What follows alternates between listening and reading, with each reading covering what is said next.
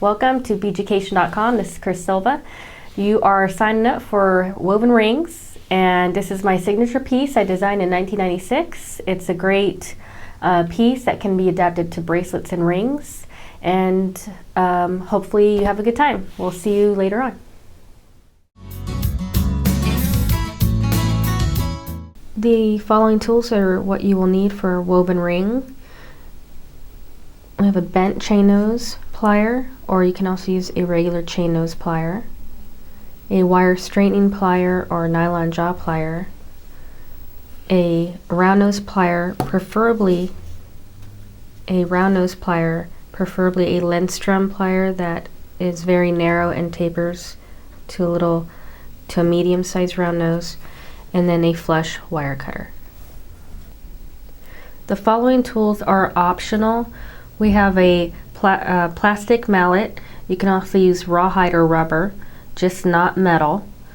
This is a stainless steel ring mandrel with the different ring sizes on there. That's optional too. The ring mandrels come in all different types of, they come plain without the ring sizing or with the ring sizing. What you don't want is a ring sizer that has a channel through it, a hollow form through it. It should be a solid round stainless steel mandrel. Works best.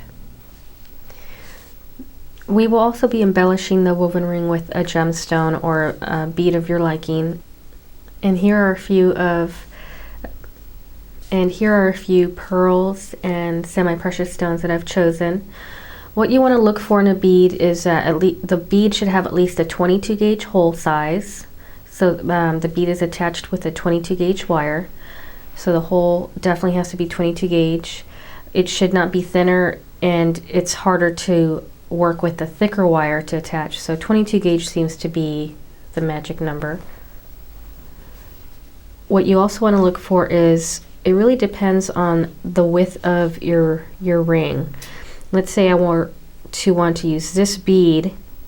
You can see how the bead extends on the outside of the woven ring piece. It should actually lay even. It should actually lay even so that it's flush with the woven chain on either side. It shouldn't extend outwards, and it shouldn't be smaller than the woven ring either. So that's what I look for when I find a bead that I want to work with, that it's going to match the width of my ring and it has the right hole size. Materials for woven ring are 3 feet of 24 gauge dead soft wire and 6 inches of 22 gauge dead soft wire.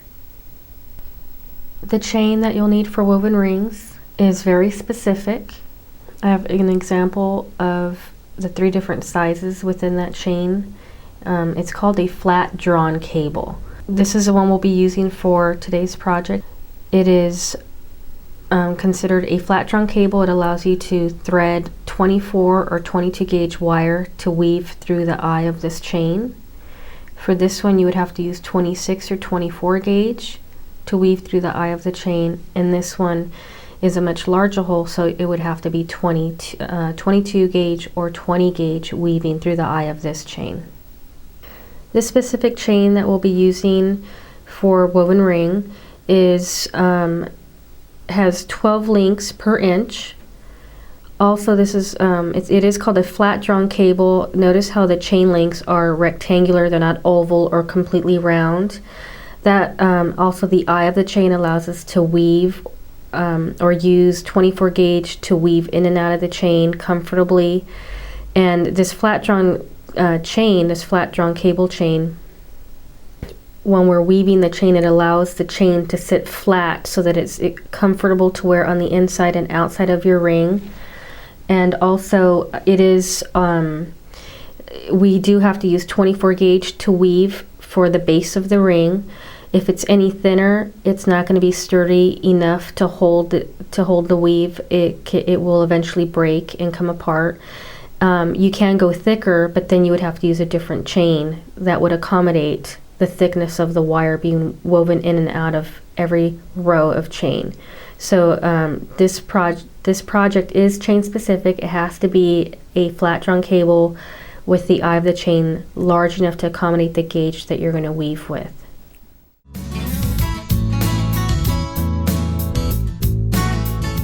Okay, before we get started into cutting the chain, let's talk about the width you would like to make your ring.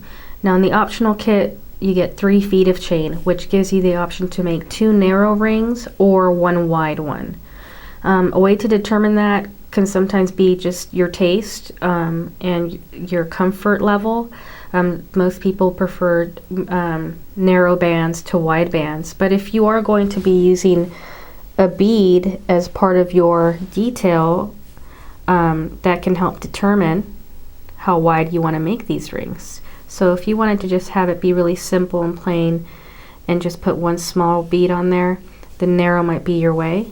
If you wanted to put something a little chunkier, a little fuller on your bead, then, or as a bead, then you might want to make your ring a little bit wider. All right, to determine the length to cut for each strap, I usually cut right at 3 inches, but no less than 2.5 inches. Up to 3 inches of chain will give you up to a size 10 ring. And if you cut below 2.5 inches, you might end up with a size 5 ring size. So if you know that you're a true size 5, then you can cut it slightly below the 2.5 inch mark. But if you're not sure of your ring size, I would recommend cutting each strap at 3 inches. Now we already talked about wanting a narrow band or a wide band. Narrow bands usually have 4 straps of chain 3 inches long, or 4 or 5 straps of chain. But if you did want a wide band, I would cut no more than 8 to 10 straps of chain for a wide band. So we're going to be cutting anywhere from 4 pieces of 3-inch sections to 10 pieces of 3-inch sections. That will depend on you. Now to get started, I'm going to go ahead and cut my first chain right at 3 inches. So I've cut my first 3-inch section of chain. Notice I am using a pre-oxidized chain for demo reasons so that you can see the dimension and the weaving process much easier. I am just sliding it on a maybe 3 or 4 inch section of wire, and this is how I'm going to cut the rest of my chain. I'm going to slide, after I've measured my 3-inch section using a ruler, I'm going to slide the rest of my chain. I've just slid both ends of my chain, so I'm going to be cutting 2 pieces of chain at a time. So after I've slid my chain on, I've slid both ends of my chain, so there's the first chain link that I've cut 3 inches in length. Then I've slid both ends of my chain, so I can cut 2 chain links at a time. I go ahead and lay it down and then measure it to the previous 3-inch piece of chain, and then I'm ready to cut. Okay, so now I'm ready to cut both pieces of chain links, and you'll notice that they are all. Okay, so I've cut 2 chain links at a time, and you'll notice that they all end up being the same length. So keep doing that until all chain links are cut. Remember, you're cutting anywhere from 4 to 10 pieces of chain at about 3 inches in length. Now if you're going to be making a ring for yourself, this is how you can measure for yourself. On the ring that you're going to be making on the finger that you're going to be making the ring for, I want you to put the chain, holding the end of the chain, wrap it around the knuckle of the finger that you're going to be putting it on, and just hold the chain so that it comes to a point where my fingers are. So this would be too long, that would be too tight. So just so that enough so that it comes to a little point there. Now I can let go of the open end, hold on to the other side of the chain, and then I can go ahead and measure this section here. And this section comes out for me to be almost 2.5 inches. So then if I were to make, you know, a ring for somebody else, I would start with 3 inches of chain so that I can adjust it and make it to size for the person. But if you're making rings for yourself, that would be a way for you to measure around your finger and then measure it on the ruler. Now if you had measured this section, it came out to 2 inches, that's definitely wrong. That will make a size, unless you're size 3, 2 inches is just way too short. So if it's under 2.5 inches, it's going to be a size 5, but between 2.5 and 3 inches, it will make up to a size 10 ring. Ironically, that whole 1/2 inch gives you that much spacing, 5 ring sizes, that much more. All right, so let's get started.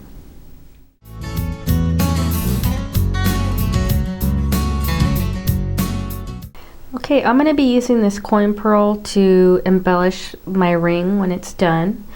And so I'm going to be weaving 6 straps of chain. 1, 2, 3, 4, 5, 6 straps of chain so that it will match the coin pearl when I'm done. Okay, since I'm going to only weave 6 pieces of chain, I've cut my wire down to about 20 inches. If I were weaving more chain links than this, then I would probably use a full 24 inches. At this point, I want you to see how the chain's laying. There's no real pattern to it. What I'm going to do is manipulate the chain links so that they all face the same direction. I don't know if you can see how I'm doing that, but I'm manipulating that all the chain so that all the chain is facing in the same direction, almost like a little puzzle. So you can see how it's coming together. With the chain facing the same direction, I'm just going to hold that pattern with my thumb and forefinger. I'm going to have about a 3-inch tail, maybe a 2 or 3 inch tail, and just make a slight right angle. So it looks like that. Holding my chain so that I can take the other end of the wire, and I'm going to hold my chain so that it holds this pattern. So holding the top part of my chain, to hold that pattern, I need to have tension in this chain. So I'm going to actually lay the chain on my middle finger, and then to hold that so that there's tension, that it's not loose, but actually there's tension there. I'm holding this chain here between my middle finger and ring finger, and then pulling this up tight and holding it in place with my thumb and forefinger. So now I'm going to take the end of my wire and bring it through all the chain links, making sure that I do not skip one. So you can see how the wire in between each chain link right there. Haven't skipped any chain links. Now I'm going to hold it in place with my thumb and forefinger and slide all the wire to this end here. So right now you can see my wire has been woven through the top and second row.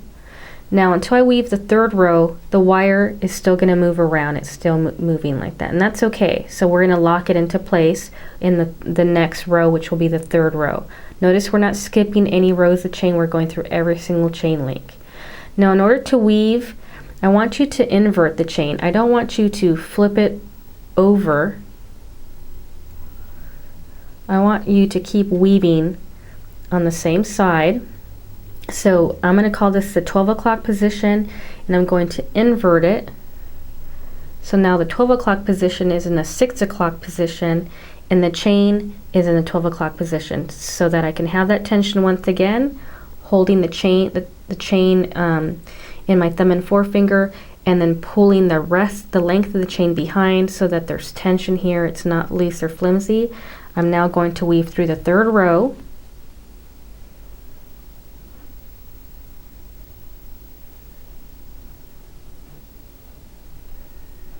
Again, making sure you don't skip through any chain links, and then pull the wire all the way through, and then that will lock the wire into place. Okay, so I've woven 1, 2, 3 rows of chain, and you'll notice if I tug on the wire, it doesn't pull the wire in one direction or another. It's already anchored. Now, what I do at this point is I use my tool, chain nose or bent chain nose, and I tug on the wire in the same direction as the wire's being pulled.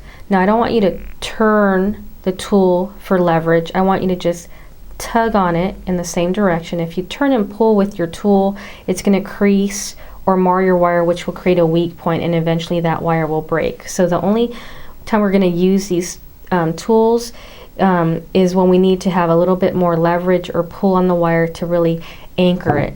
What I want you to see is, see how the wire, it's kind of hiding in with the chain there and hiding in with the chain there.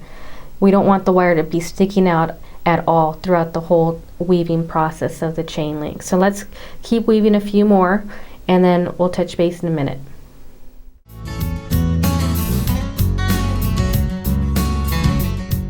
Okay, as you're weaving, you might notice your wire starting to kink. It's extremely important that you use your wire straightening pliers or your nylon jaw plier to smooth that out, because weaving the wire through the chain is not going to straighten out your wire. So if your wire's kinked, it's going to show the kinked wire through the chain. So you want to make sure that your wire maintains or stays as straight as or smooth as possible, so that as you're weaving it, it's going to show a smooth piece of wire through the chain. So also, in order to make the weaving process easy, or a little bit easier, it's important to have the tension on the chain. So I notice I have it curved around my finger, so there's tension on top and bottom of the chain. It allows me to weave. It allows me to weave the wire through, and keeping it in that position, I give it a little tug so it pulls the wire really tight into the chain. Now I'm going to show you how I'm going to invert it from 12 o'clock position to the 6 o'clock position, remembering that I haven't flipped my chain over. There's my chain being pulled in top and bottom. Slide my wire through all pieces of the chain, making sure you don't skip any chain links, and then give it a good tug there. Now, again, inverting your chain. As you go through your pattern, notice it's going to start the curvature for you, so that's already starting to curve for your ring. At this point, if you notice that there are any exposed wires, and I'm going to do a few just to show you what I'm talking about. If you notice that you have this look,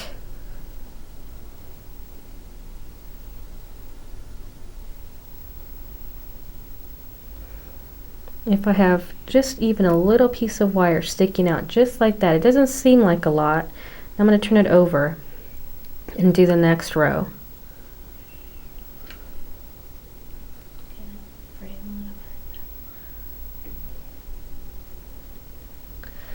So sometimes what will happen is you may not be paying attention, so you're not pulling the wire in as tight, so that wire is going to stick out. It's going to stay like that. So the only way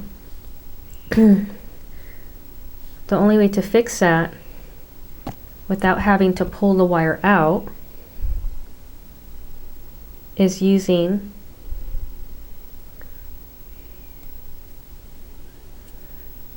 your round nose plier. Now let me show you what I'm talking about. So those two pieces of those two wires are going to stay in that position, and I'm going to have to go back and weave that, starting from this point, weave that excess wire out in the same direction it's being woven. So using your round nose plier, if you decided to go back and undo it, since I'm so close, you want to take your round nose plier. Let's make that tight so you can see how that would look. I would go in there using the tip of my round nose plier. Notice I'm not closing my tool on the wire because I don't want to mar it. I just want to pull out the wire using the curvature of the tool. And by not closing my tool on it, it keeps the wire smooth and straight and kink free, and it doesn't mar it, which will crease it and then cause it to break. So once I pull it out, I put both jaws of my round nose plier in there for leverage, just so I can pull the excess wire out of there. And I can keep doing that until I get to this spot here which is where the gap in the wire is. So using my round nose plier, remembering not to close your tool on that. So there, you can see how I've gotten to that point where that needs to be tugged in a little tighter. So I'm going to take my bent nose or chain nose tool and give it a little tug. You can see how much wire I pulled out here, and it's pushed that wire in. Now I'm going to go ahead and use the leverage from my fingers and pull that in tight. So it's pulled in tight there. To make sure that this wire is pulled in tight, the leverage from my fingers isn't going to be enough, so this is where I'll use my tool, remembering that I'm just pulling it in, not turning my tool. I don't want to turn my wrist or turn my tool like this. I just want to grab it and tug it until it's pulled in tight. And there you go. Now you will have some wire that's a little bit kinked, so just make sure you take your wire straightener before you keep weaving the rest of that wire.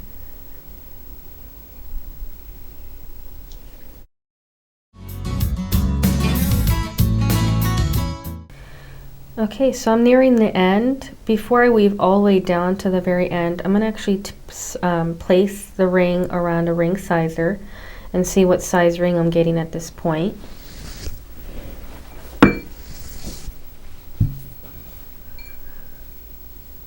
So I want, in order to measure this, I'm going to make sure that they're end to end. And this is going to be about a 6.5 size ring.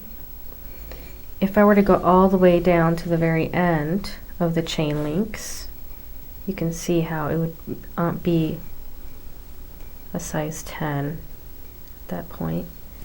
So I want to stop at this point.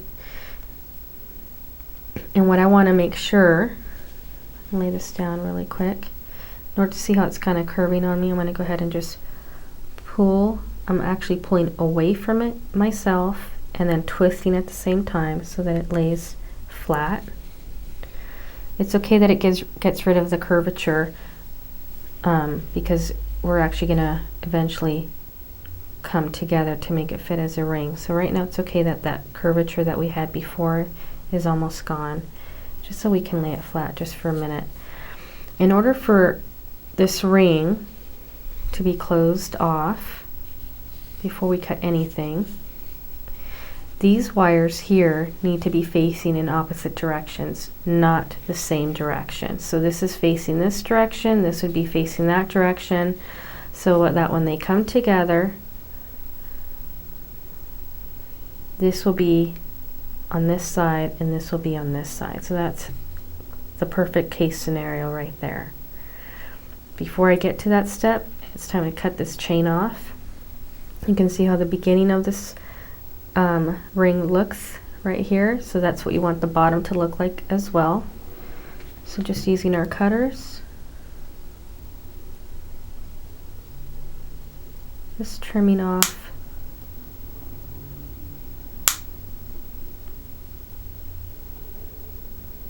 all the excess chain, so it looks like this.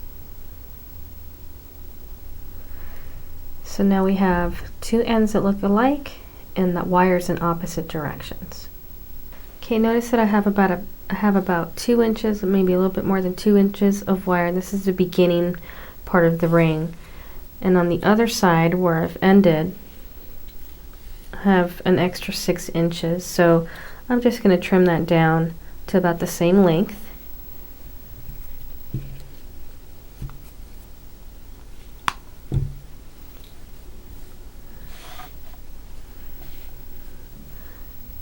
Now I'm ready to do the next part, which is to connect both ends. This wire is just going to loop through.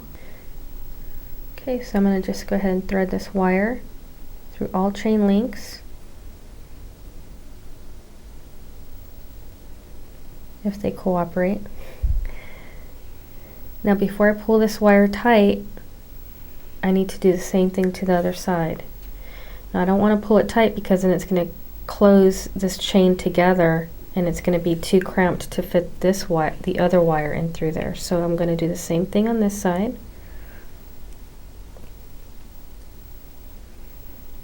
Bring all the wire through every single chain link. Okay, so we want to bring the chain through both ends, which creates a circle.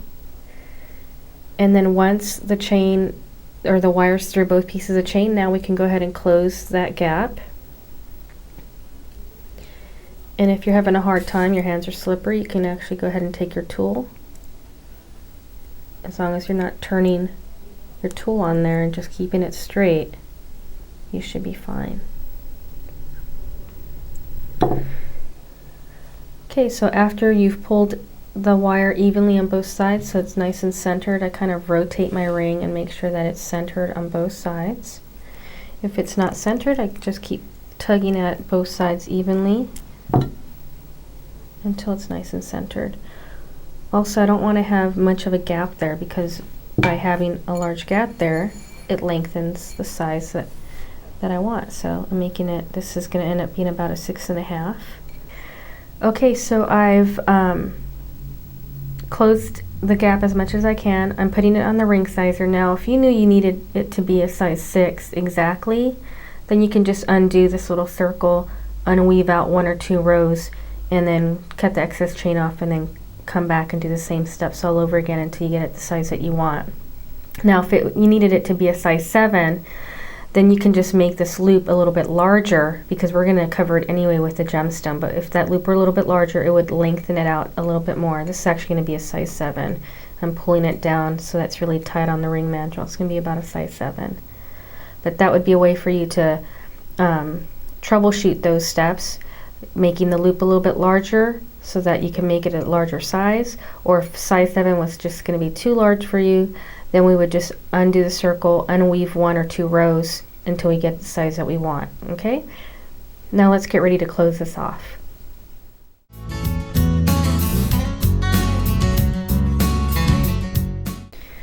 Okay, I'm going to use a little pointer here. I want to show you that this is the wire right here that created this circle, and there's one on this side too, right there. So that's what we're going to be wrapping on. We're basically going to do a wire wrap over that. So we're going to bring this wire down through that loop.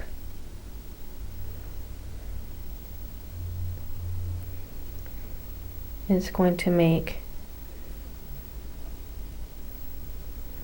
I'm trying to hold it so you can see it. So I'm trying to make an attachment on that outside wire. So it's basically just going to make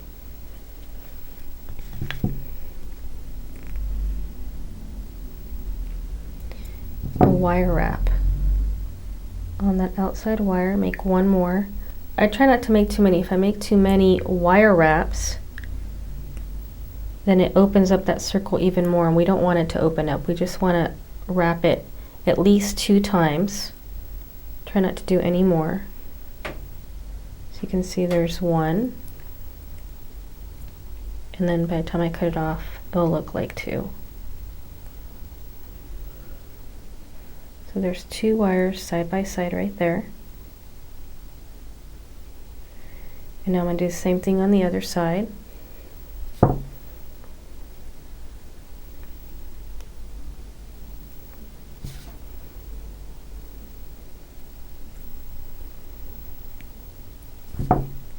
There's 1.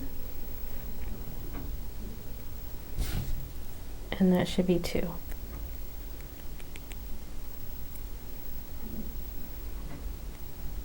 I'm using my bent nose to help me pull that wire really tight, because I want those wire wraps to be as tight as possible, almost like we're coiling the wire side by side. So let me trim that excess wire off, and then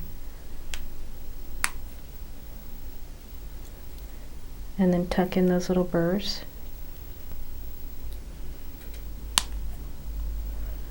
Now if you look at that closely, you'll see the wire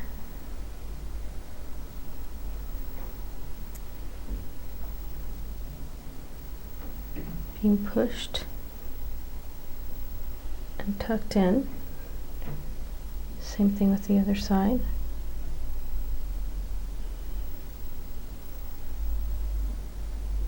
And there's your ring.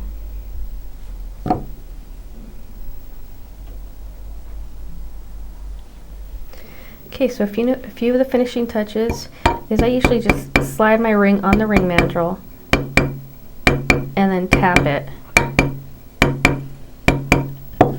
So right now I'm going to show you, this is where the wire's being woven in and out of the chain right here. And unless you've woven really, really tight, sometimes you're going to have that wire sticking out. So what I tend to do, to cheat a little bit, is I go all the way around my ring, and using my chain nose or bent chain nose, is I just apply a little bit of pressure and it squeezes everything together, so it kind of hides your mistakes. So once that's all done, your ring is really nice and supple.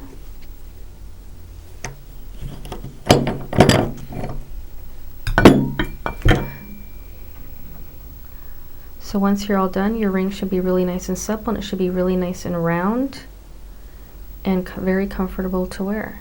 Now we're ready to attach our gemstone.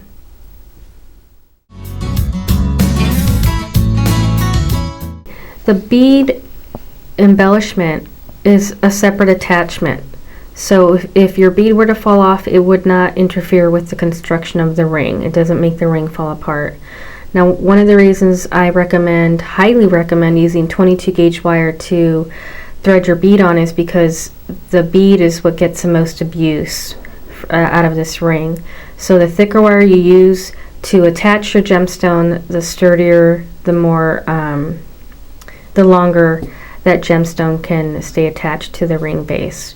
So we need about anywhere from 4 to 6 inches of 22 gauge wire, depending on how large or how long your bead is, and then I'll show you how to attach it onto the ring base here.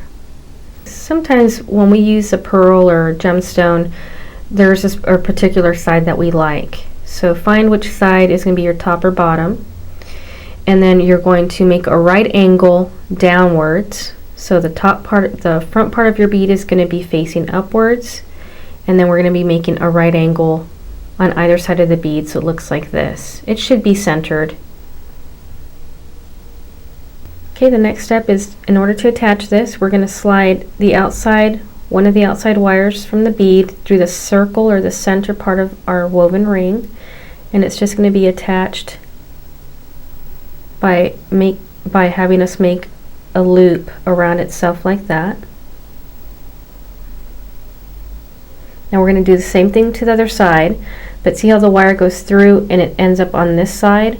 This wire is going to go through and then end up on the opposite side, not on the same side. So I'm going to make a loop using my hands. You can also use a tool if you like. The wire is going to be threaded not on this side, but it's going to be threaded on that side, on opposite sides.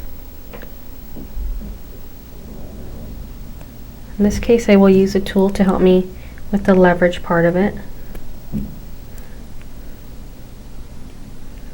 So now I have 2 loops. I have this loop here, and then I have this loop here. Okay. Now notice my bead is not tight, and you can see a lot of excess wire here on the side. So let me show you how to tighten that up. I'm going to take my tool, and holding one part of the wire, doesn't matter which side you start with first, I'm going to take this tool and pull that wire. So this was looped like that. I'm opening up the loop, I'm pulling that wire tight so it really brings in all this excess wire in, and now I'm going to make that loop one more time. So let me pull that in tight so you can see what I'm talking about. So now you can see how this excess wire has been pulled in really tight. You can see how it's really tight, and then this one still has a lot of gap here. So now we're going to do the same thing to this side. And what that's going to help us do, it's going to help us center this bead, and it's going to help us make it really, really tight on that base. Okay, now I'm going to, remember it's a loop, I'm going to open up the loop, pull this in as tight as I can so that it really brings that wire flush to the bead and to the ring base, and then close up that loop by bringing it back over. So I've taken this wire, pulled it this way, pulled it tight. Now I've brought it back over to this side to finish off that loop. So you can see a half loop there and then a half loop there. Okay, the next step is that we want to make one wire wrap. And so this wire here is going to be wire wrapped around this. I'm going to get really close. So this wire here is going to be wire wrapped around this little loop here. So sometimes when we wrap it so tight, you can take a little awl or your round nose plier and just make a little space there for your wire to be able to thread through. We're just going to wrap it one time. The reason we only want to wrap it one time is because we don't want to lift the bead up. We just want to attach the bead.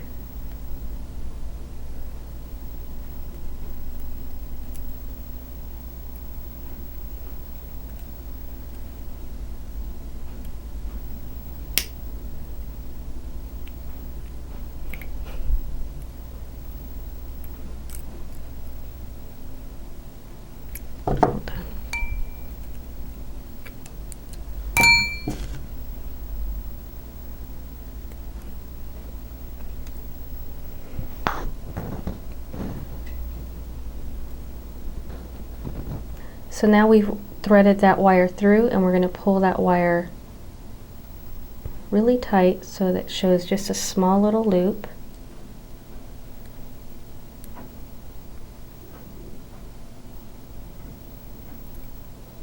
So it shows a small little loop right there.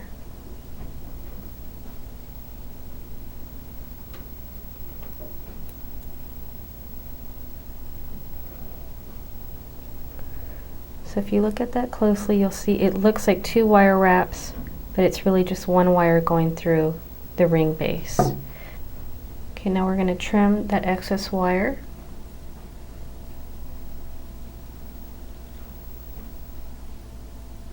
Making sure you cut nothing else.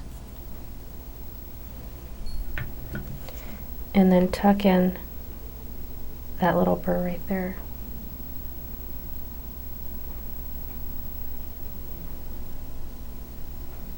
So there you go. Okay, so if you're at this point, you finished your ring. One note is that I did start with pre-oxidized chain. So if you wanted to oxidize your ring, I would recommend that you would do so at this step and then attach your bead rather than oxidize it at this step, because coin pearls don't do well with the oxidation process. But hope you enjoyed this class, and we'll see you again. All right, congratulations, you finished your ring project. If you have any questions as far as the chains that we're working on, don't forget the visual that we did in the class, so go back and check that out. There's also some great references on your handout. Don't forget to support Beaducation.com. Come back and visit us for some great instructors and great projects. Bye.